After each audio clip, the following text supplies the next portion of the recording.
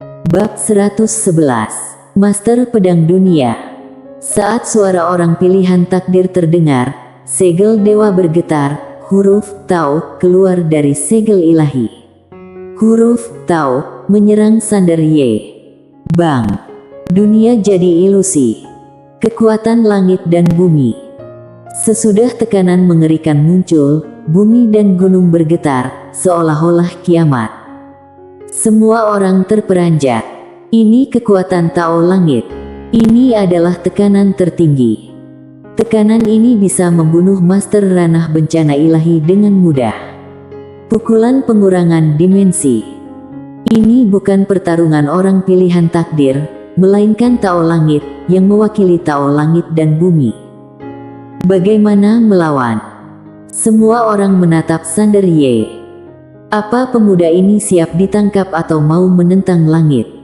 Kalau menentang langit maka masalah jadi serius. Melawan Tao Langit berarti melawan Akademi Guanxuan. Tao Langit milik Akademi Guanxuan. Sander Ye memperhatikan huruf Dao yang mewakili Tao Langit menyerbunya. Tuan Pagoda, apa ini Tao Langit? Pagoda kecil berujar, ya. Sander Ye berujar, bukankah Tao Langit seharusnya adil? Pagoda kecil berujar, Tao Langit nggak mewakili keadilan, keadilan tergantung hati manusia. Keadilan ada pada hati manusia. Sander Ye tertawa. Ketika kecil, dia sangat mendambakan Akademi Guanxuan. Hukum Guanxuan. Akademi Guanxuan mewakili kebenaran dan keadilan. Tapi saat dewasa, dia menyadari bahwa kenyataan beda. Di Akademi Guanxuan, ada yang baik dan buruk. Nggak ada yang mutlak untuk kebaikan dan kejahatan. Keadilan di hati manusia. Kalau Tao Langit adil, dia tunduk. Kalau Tao Langit nggak adil, dia bunuh. Sander Ye merentangkan tangan kanan, pedang Hangdao muncul, lalu dia menghentakkan kaki kanan. Weng! Bersamaan dengan suara pedang, sinar pedang membubung. Melawan langit. Semua orang semakin tegang. Kultivator pedang muda dari negara N ini mau melawan Tao Langit. Tentu saja semua orang bisa mengerti. Melawan atau mati. Orang biasa akan memilih untuk melawan. Tapi, itu Tao Langit. Itu mewakili Tao Langit yang teratur. Sinar pedang menyerang kata Dao yang melambangkan Tao Langit. Saat mengira Sander Ye akan mati, adegan berikutnya membuat semua orang terkejut. Jelek. Pedang itu memang merobek kata Tao. Pedang itu melaju lurus mengenai segel ilahi. Bang! Segel ilahi dan formasi jimat menjadi debu. Tapi, pedang gak berhenti. Sander Ye membunuh mata langit dengan pedang. Mata langit murka, dasar orang lemah, beraninya kamu melawan langit. Sinar guntur yang menakutkan keluar dari mata langit. Bencana langit. Ekspresi semua orang berubah drastis. Hanya Master Ranah Bencana Ilahi yang akan mengalami bencana langit ketika menerobos ranah yang lebih tinggi. Bencana ini bukan bencana biasa. Melihat bencana itu, Sander Ye marah, penggal. Suara itu terdengar, jelek. Pedang dia merobek bencana langit menjadi beberapa bagian. Weng! Dengan suara pedang, pedang Hangdao menembus mata langit. Bang! Dunia jadi ilusi dan transparan. Semua orang ketakutan. Dia memang membantai Tao Langit. Orang pilihan takdir juga nggak percaya. Apakah dia membunuh Tao Langit? Apa-apaan? Kala itu, kepalanya berdengung. Chandrogu di bawah berteriak, Sander Ye, jangan membunuh Tao Langit. Kala itu, Tao Langit ditahan oleh pedang Hangdao, tapi belum mati. Sander Ye menoleh pada Chandrogu yang berujar dengan gemetar, Tao Langit melambangkan keteraturan langit dan bumi, dan yang lebih penting adalah Akademi Guanxuan. Selain itu, ada perintah ketat dalam hukum Guanxuan. Nggak ada seorang pun yang diizinkan untuk menyakiti roh langit dan bumi. Tao langit juga termasuk roh. Kalau kamu membunuh Tao langit, masalah ini nggak bisa didamaikan. Dia nggak berniat buruk. Dia tahu Sander Ye dan Gesi Ye berteman. Selama Sander Ye nggak membunuh Tao langit ini, masalah ini masih bisa didamaikan. Lagi pula, bakat yang ditunjukkan Sander Ye keterlaluan. Apalagi keluargaan yang salah. Jadi kemungkinan besar pihak akademi akan menerima Sander Ye. Bahkan keluarga dan sekte bangsawan mungkin gak bisa menghentikannya. Kaisar Pedang semudah itu. Faksi akademi yang dipimpin oleh Gesi Ye pasti akan memperjuangkan Sander Ye dengan segala cara. Begitu Gesi Ye memobilisasi kekuatan dia, sekte dan keluarga bangsawan belum tentu akan menang. Lagi pula, ada banyak cendekiawan suci di Akademi Sastra. Shiro dan Gesi Ye punya identitas istimewa. Begitu situasinya membesar, sekte dan bangsawan mungkin gak bisa berbuat apa-apa. Tapi kalau Sander Ye membunuh Tao langit, gawat. Sekte dan keluarga bangsawan punya alasan, bahkan kalau faksi Gesi Ye mau memenangkan Sander Ye, juga gak ada alasan. Kalau Sander Ye membunuh Tao langit, itu sama saja menemui jalan buntu. Di langit, Sander Ye diam. Mana mungkin dia nggak tahu konsekuensinya. Tao langit. Ada perintah tegas dalam hukum Guanxuan bahwa nggak seorang pun boleh membunuh Tao langit, biarpun Tao langit salah, hanya bisa dihukum oleh Akademi Guanxuan.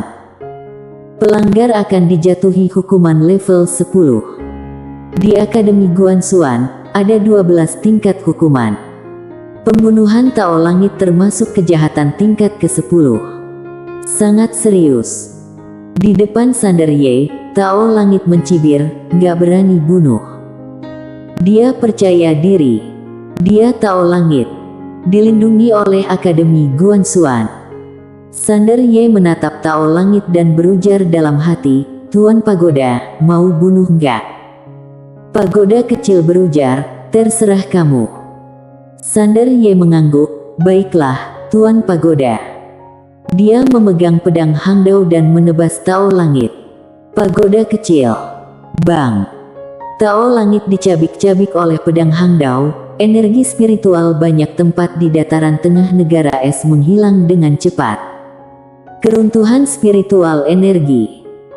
Karena Tao langit yang menjaga energi spiritual dataran tengah negara es, Tao langit terbunuh, maka formasi energi spiritual dataran tengah negara es runtuh. Akibatnya, energi spiritual mulai menghilang di berbagai tempat. Wajah Chandrogu pucat, gawat. Dia membunuh Tao langit. Gesi Ye juga nggak bisa menyelamatkan Sander Ye di Akademi Guanxuan. Ini adalah kejahatan dengan hukuman pemenggalan. Semua orang juga bingung. Bunuh begitu saja. Tao langit dibunuh. Semua orang bingung. Pertama, Tao langit sudah mati. Kedua, beraninya dia membunuh Tao langit. Orang pilihan takdir juga nggak percaya. Dia mengira pasti bisa membunuh Sander Ye, tapi nggak menyangka sesudah memanggil Tao langit, bukan hanya nggak bisa membunuh Sander Ye, tapi Tao langit malah dibunuh Sander Ye. Apakah ini Tao langit? Dia pikir itu keterlaluan. Chandrogu gemetar, Sander Ye, kamu. Sander Ye berujar, Tuan Pagoda yang memintaku bunuh dia. Pagoda kecil berujar, apa aku memintamu bunuh? Hah? Sander Ye berujar, bukankah kamu bilang terserah aku? Pagoda kecil. Sander Ye ragu-ragu, lalu berujar, Tuan Pagoda, aku mendengarkanmu, kamu harus menanggung akibatnya bersamaku. Pagoda kecil diam, kamu jahat sekali. Aku salut. Kala itu, Chandrogu tersenyum getir, Sander Ye, Tuan Pagoda. Dia menghembus napas. Sander Ye berujar, Tuan Pagoda aku sangat kuat. Chandrogu ragu-ragu, lalu berujar, seberapa kuat? Sander Ye berujar, di bawah 3 pedang, dia nggak terkalahkan, di atas 3 pedang, dia bisa menukar satu dengan satu. Pagoda kecil. 3 pedang. Chandrogu mengernyit. Kenapa dia belum pernah dengar? Sander Ye menatap ke arah orang pilihan takdir, mata orang pilihan takdir menyipit. Sander Ye nggak suka meninggalkan masalah. Tanpa basa-basi, Sander Ye memegang pedang dan membunuh orang pilihan takdir. Tapi ruang dan waktu di belakang orang pilihan takdir itu retak, sebuah tangan langsung meraih bahu orang pilihan takdir itu dan membawanya pergi. Jelek. Sander Ye menusuk udara. Wajah Sander Ye jadi muram. Dia kabur. Sander Ye mencoba mengejar, tapi nggak berhasil, karena lawan kayaknya melakukan perjalanan melintasi ruang dan waktu. Sayang. Sander Ye menggeleng. Lain kali kalau bertemu, dia harus langsung menusuk. Aurora menghampiri Sander Ye dan berujar, harus lari. Lari. Sander Ye mengernyit. Aurora menatap Sander Ye, cepat. Dia tahu Sander Ye membunuh Tao Langit. Sander Ye akan diburu Akademi Guanxuan, mungkin juga jadi buronan pusat Akademi Guanxuan. Sander Ye berpikir sejenak, lalu menatap Morgan Dongli. Wajah Morgan Dongli berubah drastis. Sander Ye sudah muncul di hadapannya. Morgan Dongli ngeri, dia mengangkat tangan dan terkepal erat, kekuatan garis keturunan yang kuat keluar dari tubuhnya. Jelek. Tapi, begitu kekuatan garis keturunan muncul, itu langsung dipotong oleh pedang Hangdao. Mata Morgan Dongli ngeri. Dia tahu kekuatan garis keturunannya. Kekuatan garis keturunan ini sulit untuk dilawan bahkan oleh Master Ranah Bencana Ilahi. Selain itu, dia baru saja memukul mundur Sander Ye beberapa kali. Tapi setelah Sander Ye mengganti pedang, dia menjadi rentan. Pedang Hangdao menekan tenggorokan Morgan Dongli. Sander Ye nggak membunuh Morgan Dongli, tapi langsung menghilang bersama Morgan Dongli. Ekspresi Cendro Dongli berubah drastis, dia mengejar. Aurora dan Rizal Ye pun mengejar. Segera, Sander Ye membawa Morgan Dongli ke dunia abadi. Begitu tiba di dunia abadi, Sander Ye melihat lelaki tua yang dia lihat saat pertama kali tiba. Melihat Sander Ye, lelaki tua itu terperanjat, itu kamu. Sander Ye mengabaikan lelaki tua itu dan bergegas langsung ke dunia abadi bersama Morgan Dongli. Begitu memasuki dunia abadi, ratusan kesadaran spiritual mengunci Sander Ye. Cendro Dongli muncul nggak jauh di depan Sander Ye. Sander Ye memegang pedang Hangdao di tenggorokan Cendro Dongli. Dia menatap Cendro Dongli, senior, aku nggak berniat buruk dengan datang ke sini. Aku hanya mau meminjam sesuatu dari keluargamu. Cendro Dongli menatap Sander Ye, apa yang mau kamu pinjam? Sander Ye berujar dengan tenang, pedang Qingxuan. Mustahil. Cendro Dongli marah, sama sekali nggak mungkin. Sander Ye menatap Cendro Dongli, kalau nggak mau pinjamkan, selesaikan masalah. Dia melirik Morgan Dongli di depannya, lalu berujar, jenius kalian ini bersama Desnian mau membunuh. Nggak keterlaluan kalau kubunuh, kan? Cendro Dongli menatap Sander Ye, Sander Ye, aku tahu kamu jenius dan kamu punya pendukung, tapi kamu harus berpikir jernih. Ini klan Eterna. Saat berbicara, dia menunjuk patung Master Pedang Dunia yang berdiri di kejauhan di pintu masuk dunia abadi. Klan Eterna dilindungi oleh Master Pedang Dunia. Nggak peduli seberapa kuat pendukungmu, apa bisa lebih kuat dari Master Pedang Dunia? Kalau kamu lancang hari ini, jangan salahkan aku kalau memanggil Master Pedang Dunia. Pagoda kecil. Bersambung.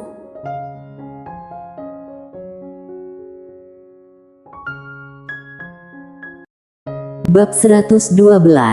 Jiwa Pedang Dunia muncul. Cendro Dongli nggak takut pada Sander Ye, klan Eterna percaya diri. Keyakinan ini karena Master Pedang Dunia. Siapa yang nggak tahu kalau pendukung klan Eterna adalah Master Pedang Dunia? Jadi, biarpun Kaisar Pedang Agung pendukung Thunder Ye menunjukkan kekuatan menakutkan, klan Eterna nggak takut. Apakah kalian nggak mendengar apa yang dia katakan? Kalau Master Pedang Dunia memukulnya, dia nggak berani melawan. Sekarang, wanita itu sangat kuat, tapi 30 juta tahun yang lalu, dia mungkin hanya bawahan. Mendengar kata-kata Cendro Dongli, Thunder Ye menyipitkan mata, pedang di tenggorokan Morgan Dongli mulai menggorok ke kiri dan ke kanan. Jelek, aliran darah muncrat. Mata Morgan Dongli melebar, dia ngeri. Siapa yang bisa menghadapi kematian dengan tenang? Awalnya dia pikir dia bisa, tapi ketika memang menghadapi kematian, dia takut. Apalagi Thunder Ye nggak membunuhnya secara langsung, melainkan melakukannya sedikit demi sedikit. Seringkali kematian nggak menakutkan, tapi proses menunggu kematian itu menakutkan. Hentikan. Melihat ini, Cendro Dongli ngeri. Morgan Dongli adalah paling jenius di klan Eterna. Kalau mati di sini, klan Eterna akan rugi besar. Gessie, dia menatap Cendro Dongli tapi nggak berujar apa-apa. Mana mungkin Cendro Dongli nggak mengerti maksud Thunder Ye. Wajahnya muram. Thunder Ye, apakah kamu memang mau menyinggung klan Eterna? Thunder Ye galak, aku yang menindas klan Eterna atau klan Eterna yang menindasku? Jenius klan Eterna bergabung dengan keluargaan untuk mengincarku. Apa kamu lupa? Hah? Cendro Dongli menatap Thunder Ye, bukankah kamu nggak mati? Pagoda kecil. Mendengar ini, niat membunuh muncul di mata Thunder Ye, dia mengerahkan kekuatan dengan tangan kanan. Jelek. Dalam sekejap, kepala Morgan Dongli terlempar, darah berceceran. Lancang. Emosi Cendro Dongli hampir meledak. Dia nggak menyangka orang ini berani mengabaikan klan Eterna dan Master Pedang Dunia. Lancang sekali. Marah dan ketakutan. Karena Morgan Dongli benar-benar terbunuh. Dia bibit terbaik klan Eterna. Meninggal begitu saja. Thunder Ye menatap Cendro Dongli. Ekspresi Cendro Dongli berubah drastis. Dia juga merasakan aura kematian. Mau membunuhnya. Cendro Dongli menatap Thunder Ye dengan muram. Thunder Ye, ini klan Eterna. Bodoh. Thunder Ye meraung, sialan, aku bahkan berani membunuh orang dari keluarga dan Tao Langit. Apa aku akan takut pada klan Eterna? Pinjamkan saja pedangmu, aku akan mengampuni jenius klan Eterna, dendam lunas, bukankah itu bagus? Kamu berani mengancamku? Dengan kecerdasanmu, aku saja mencemaskan nyawamu. Semua Master Klan Eterna juga menatap Cendro Dongli dengan kesal. Seperti yang dikatakan Thunder Ye, kalau Thunder Ye berani datang ke sini, berarti dia nggak takut dengan Klan Eterna. Hal yang paling penting saat ini adalah menenangkan amarah Thunder Ye dan menyelamatkan nyawa Morgan Dongli. Tapi kepala keluarga cemas Morgan Dongli mati terlalu lambat, jadi dia terus mengancam Thunder Ye. Apakah dia keterbelakangan mental? Thunder Ye berujar, nggak benar. Sebagai klan Eterna, kamu nggak mungkin sebodoh itu. Mata dia menyipit, kamu sengaja mau aku membunuh Morgan Dongli. Kalau tebakanku benar, Morgan Dongli bukan putra atau keturunan langsungmu. Mata Cendro Dongli menyipit. Di sekeliling, sekelompok Master Klan Eterna menatap Cendro Dongli dengan ngeri. Seorang pria paruh baya keluar. Dia menunjuk Cendro Dongli dengan marah. Cendro Dongli, kamu brengsek, di momen begini kamu masih mau bertarung internal. Kembalikan nyawa anakku. Dia bergegas menuju Cendro Dongli. Di lapangan, semua Master Klan Eterna bingung. Sialan. Kepala keluarga ini keterlaluan. Mereka semua marah. Sangat marah. Kenapa dia masih bersaing secara internal di momen ini? Morgan Dongli paling jenius di klan Eterna. Begitu Morgan Dongli meninggal, gak ada generasi muda yang kompeten. Tapi orang ini menggunakan trik ini untuk memaksa Sander Ye membunuh Morgan Dongli dengan sengaja demi garis keturunan langsung dia. Perselisihan internal, gak apa-apa. Tapi di momen begini, dia masih memainkan intrik. Saat itu, semua master klan Eterna marah. Sander Ye melirik kedua orang yang bertarung di kejauhan dan menggeleng, "Tuan Pagoda, apa ini klan Eterna tempat tinggal master pedang dunia?" Pagoda kecil berbisik, "Dulu ketua klan Eterna sangat mengesankan, anggota klan Eterna semuanya mengesankan. Sekarang puluhan juta tahun berlalu, banyak hal dan orang sudah berubah." Sander Ye berujar dalam hati, "Tuan Pagoda, bisakah kamu merasakan pedang King Xuan?" Sesudah Pagoda kecil diam sesaat, dia bingung dan berujar, "Aku gak bisa merasakannya, ini gak normal." Sander Ye mengernyit. Dia melihat kedua orang yang bertarung di kejauhan dan diam. "Sialan. Aku datang meminjam pedang, bukan untuk menyaksikan kalian bertarung. Hentikan." Sander Ye meraung. Cendro Dongli dan pria paruh baya itu berhenti, semua orang menatap Sander Ye. Sander Ye berujar, "Apa pantas untuk bertarung internal di momen ini? Saat itu, bukankah kalian harus bekerja sama untuk menghadapiku? Bisakah kalian menjadi orang jahat yang memenuhi syarat? Jangan sampai aku mengingatkan kalian, oke?" Semua orang. Sander Ye menatap kerumunan klan Eterna, "Aku mau pinjam pedang King Xuan sekarang. Kalau kalian gak pinjamkan, lanjutkan selesaikan masalah kita.